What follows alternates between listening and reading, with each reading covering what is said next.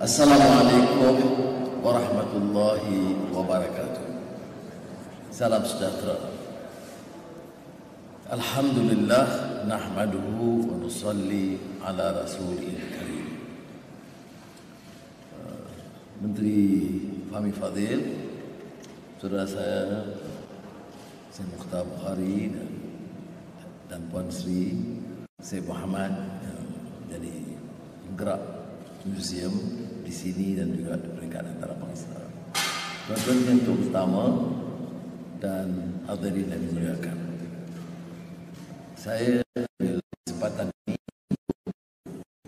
akan penghargaan kepada saudara Syed Mukhtar dan rakan-rakan yang dapat menyediakan satu pameran hari ini dan Muzium Islam antaranya terkemuka di rantau ini, walaupun kita ada muzium di Timur Tengah, di London dan di New York, tapi di rantau ini muzium ini adalah muzium yang terkemuka, yang tegak selama berdekad-dekad dan yang telah menjadi pusat pendidikan, pendedahan tentang seni Islam yang dipamerkan begitu lama. Saya ingin ambil kesempatan juga untuk menganjurkan agar masyarakat Malaysia, Muslim dan juga bukan Islam, mengambil kesempatan ini kerana yang dipamerkan ini adalah karya antarabangsa yang terkenal dan terutama di kalangan pelajar dan mahasiswa. Excellencies, ladies and gentlemen, of course it gives us great pleasure to be associated with any exhibition with such illustrious displays, and it is a privilege for the country, for the society here, to be able to be exposed to this, not necessarily having to fly to London to museum to see the Bukhari Art Gallery, Islamic Gallery there. So you can see the immense work being placed here. I came some years back one evening, having a private dinner and looking at this place, and incidentally saw this artwork and painting of Tipu Sultan, which you would know, but Syed Mukhtar didn't. So he was surprised that when I mentioned Tipu Sultan, the history and his contribution, both in the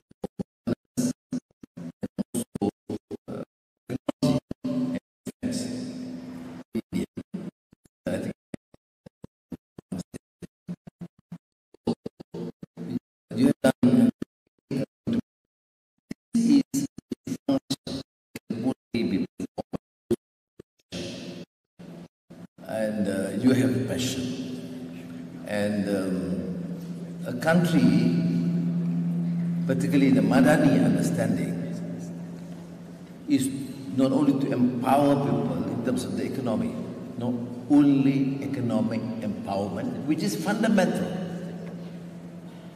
but I've always said from the days of Asian Renaissance to Madani, it also required cultural empowerment, the literature, the arts, and it would be unfortunate for a country, Malaysia, with strong Islamic roots, with diverse cultures, the Chinese, the Indians, the indigenous tribes, are not able to excel either in the arts, on culture, in performing arts, because we are either too preoccupied with economic issues or too obsessed with the changes and the displays from the West.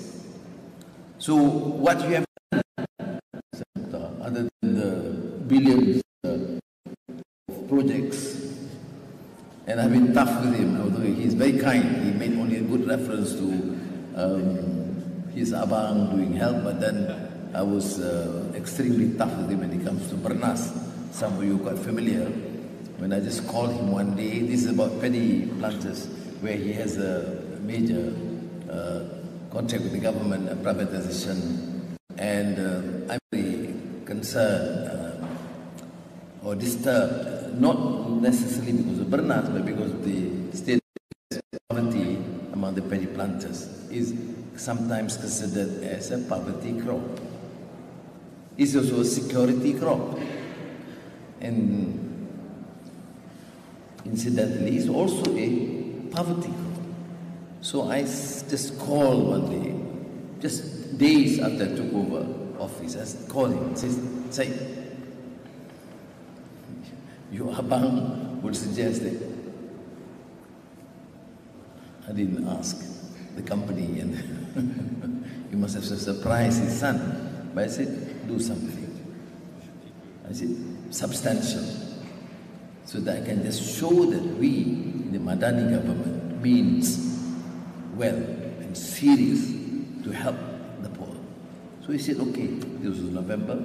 He said, December, 10 million ringgit, and in 2023, 50 million ringgit to be distributed among the poor paddy farmers.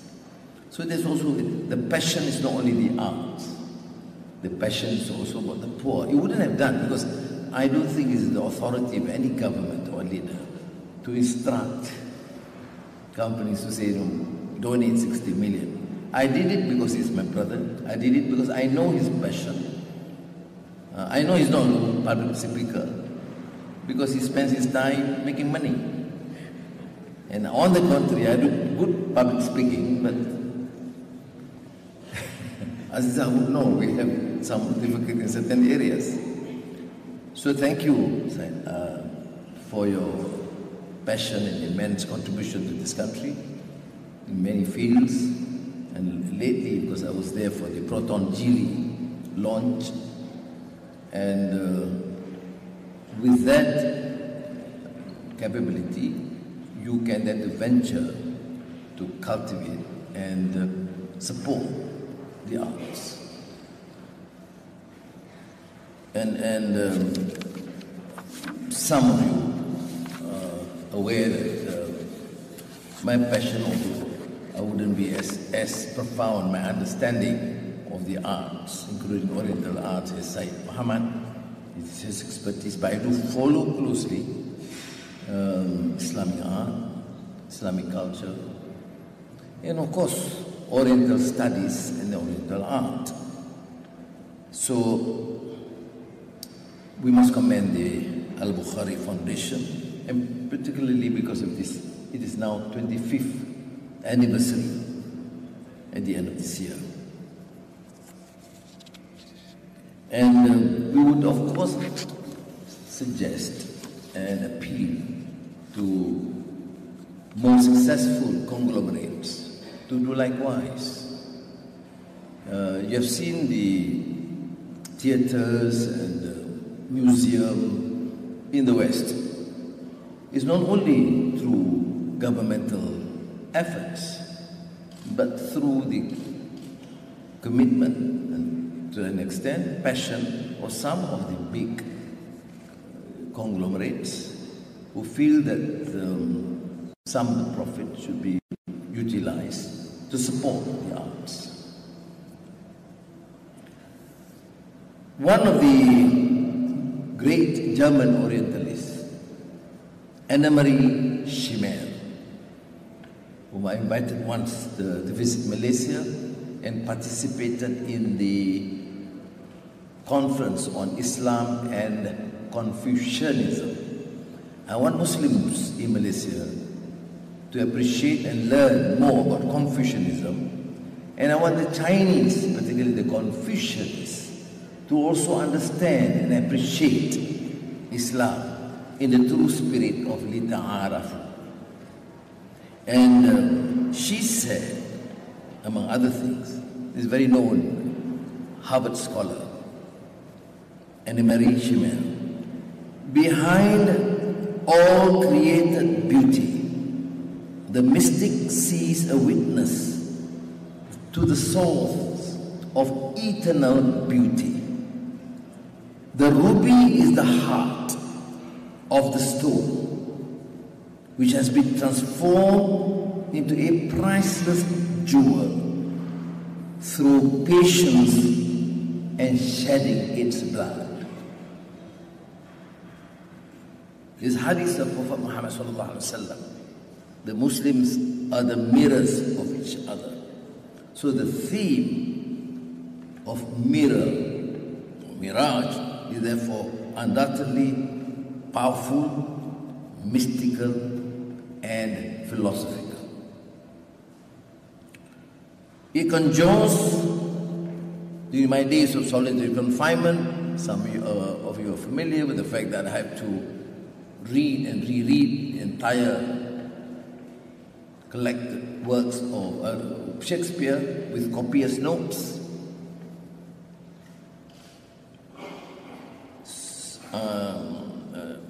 Hamlet, for example, among the works that kept me company, reminding me that the purpose of play acting is to hold, as it were, the mirror up to nature, to show virtue her feature, scorn her own image, and the very age and body of the time, his form and pressure.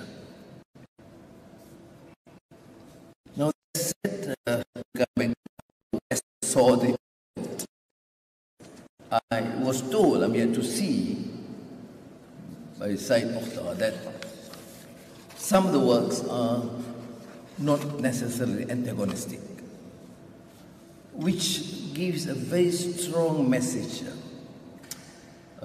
In the classical work of Edward Said, the great Palestinian scholar, Orientalism, differentiate how the West, the colonial masters, including academics, view the other. Islamic or Arab civilization, Indian or Hindu or Chinese or Buddhist or Confucian civilization as the other, a very condescending view of the other. That is of a general statement. What we need to see today, of course, there are exceptions. There are colonial scholars who would see from a different humanity out, and to see from the perception of the other, and not an arrogant, condescending view like most colonial masters. We have the experience here, for example, works of Swettenham, Malay sketches, or Hugh Clifford, the former resident of Pahang, on brown humanity. Very condescending, very insulting, very demeaning. But again, as I said, though, as correctly pointed out by Edward Said, this seems to be the trend, but there are exceptions. I think Sayyid Muhammad have attempted to show in that new spirit of collaboration and understanding that there are exceptions. This is why I maintain the issue is, again, the human soul in humanity. And it is always dangerous in a multiracial society like Malaysia to generalize and to have stereotypes. And but still, the essence, I'm not simplifying or understating the fact that the colonial mind the colonoscibility as expounded by Malik Ben Nabi, the Algerian philosopher thinker. The colonoscibility is because it's not only the colonial mind, but those colonized would think, reflect, and view as the colonial masters. This is a classic Ibn Khaldun's theory that sometimes the smaller countries, small societies becomes too subdued to the more powerful civilization. So, the historian Kamal Aydin, in The Idea of the Muslim World, depicted the colossal damage of colonialism. Because at that time, half of the world's Muslims were being colonized. But we are now independent, hopefully also no longer a captive mind, as one of our great sociologists, Hussein Alatas, referred to. Captive mind is like colonoscibility. But the captive mind is essentially means that you are Malay, you are Chinese, or an Indian, or an African, but you are captive to the type, the stereotype, the thinking of the ex-colonial masters. Thus you have seen Huntington's Clash of Civilizations. And regrettably, this sort of condescending, arrogant outlook is being accepted by some in the East. We take a different view. We respect and accept influences from the East, the West. We don't see everything that is Western is as necessarily imperialistic. There have been immense contribution to humanity, but we remain fiercely independent to be able to be selective in what we do, adopt, and accept.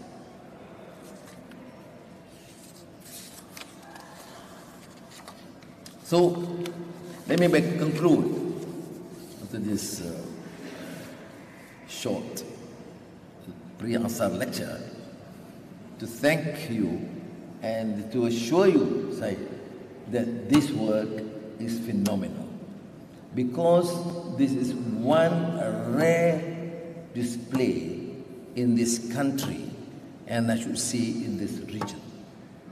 And this is important because empowering Malaysians and the society is through understanding, through not only tolerance. I prefer the term appreciating and knowing one another, which is the Quranic term, lita'arafu. The tolerance means you tolerate the differences.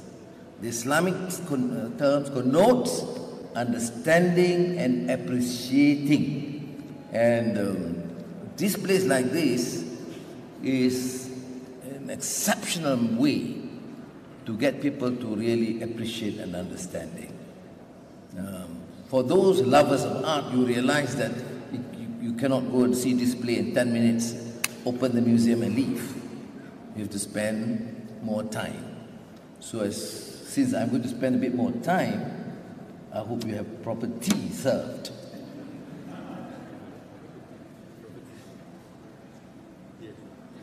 She's not too sure. You have, okay. Marsalati, you see? You don't have teh tarik, you have marsalati. That means how lita'arafu in tea, application of tea, taste. So thank you very much. Jadi sekali lagi saya ucap terima kasih. Saya ingin menyeru rakan-rakan, pendidik, peniaga dan ibu bapa dan juga anak-anak mahasiswa dan pelajar manfaatkan waktu dan gunakan peluang ini kerana orang biasa akan membayar ratusan ringgit atau ribuan ringgit untuk menyaksi karya-karya besar yang tidak boleh diperolehi di jalanan. Dia diperolehi dari Sotheby's, apa dia panggil ni? Auction house, dengan harga yang mahal. Jadi kalau sudah faham nilainya dan makna dari segi pendidikan, pendedahan dan ilmu, sudah tidak akan sia-siakan. Sekarang ini musim cuti sekolah, jadi saya harap ibu bapa memanfaatkan waktu beberapa jam untuk melihat, merenung, memahami dan faham apa dia karya indah seni. Seni lukisan atau puisi itu pencernaan dari hati nurani yang dilakar dengan bahasa ataupun lakaran yang indah, yang tidak mampu dilakukan oleh orang biasa. Hanya beberapa orang dalam jutaan manusia yang boleh melakar dalam bahasa yang indah atau dalam lukisan yang cantik. Kalau ibarat lagu P. Ramlee, tiada kata seindah bahasa, tiada gambar seindah lukisan. Terima kasih. Wassalamualaikum warahmatullahi wabarakatuh.